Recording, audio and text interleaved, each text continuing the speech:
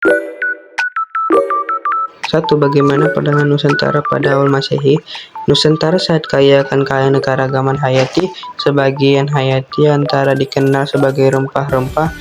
Pada masa kejayaannya, rempah-rempah harganya sangat mahal, bahkan jauh lebih mahal dari harga emas. Rempah-rempah bukan sekadar komoditas, tetapi menjadi gaya hidup dan penentu nilai peradaban global. Banyak pedagang mempertaruhkan nyawanya untuk mempertaruhkan komoditas tersebut. 2. Bagaimana perkembangan kehidupan pada masa kerajaan Hindu-Buddha?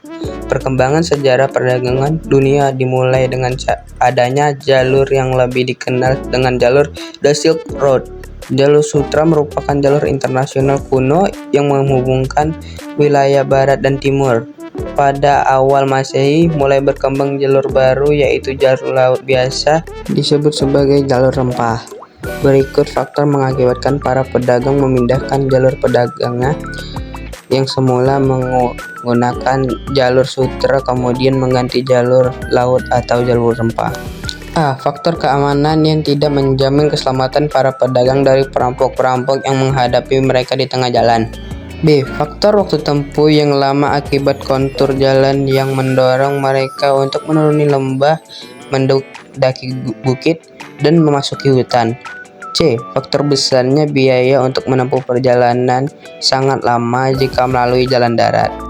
3. Bagaimana pengaruh agama dan kebudayaan Hindu-Buddha di Indonesia?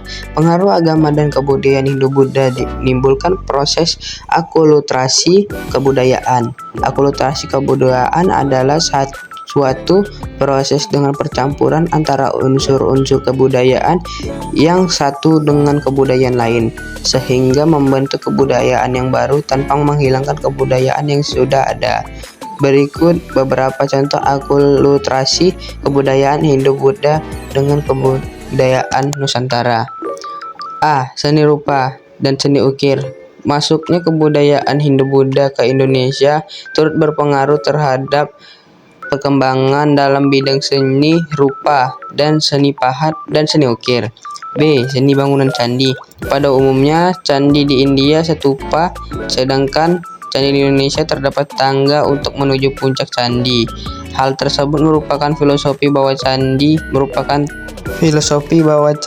merupakan tempat suci, tempat pemujaan, dan tempat tinggal dewa, sehingga ditempatkan pada kedudukan lebih tinggi.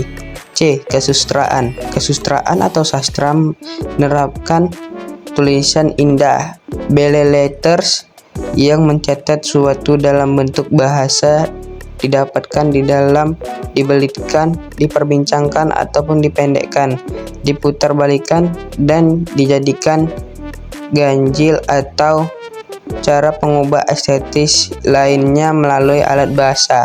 D. Bahasa dan tulisan. Kebudayaan Hindu-Buddha yang menyebar ke Indonesia turut berpengaruh pada aspek bahasa dan tulisan.